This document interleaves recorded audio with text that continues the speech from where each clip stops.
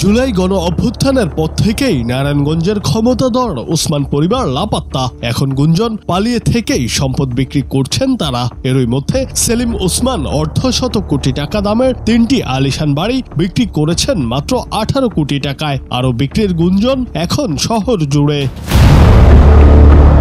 নারায়ণগঞ্জে যাদের ভয়ে একসময় বাঘে মহিষে এক ঘাটে পানি খেত, 5 আগস্টের পর সেই ওসমান পরিবার আছে অস্তিত্ব সংকটে। পুরো পরিবার জনরোষ থেকে বাঁচতে পালিয়েছে। তাদের বাড়িগুলো এখন শুনশান আর ধ্বংসের সাক্ষী বহন করছে। সেই সাথে আলোচনায় তাদের সম্পদ বিক্রির গুঞ্জন।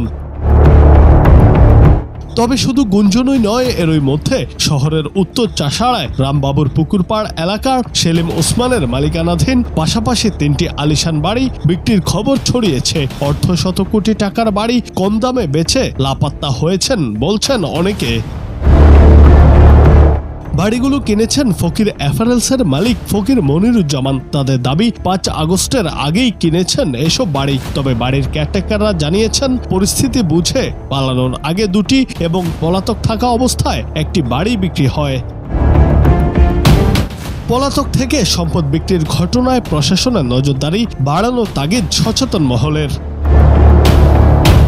এছাড়া লুটপাটের মাধ্যমে ওসমান পরিবারের আরও যেসব সম্পদ রয়েছে তা সরকারি জিম্মায় নেওয়ার পরামর্শ দিয়েছেন সচেতন মহল।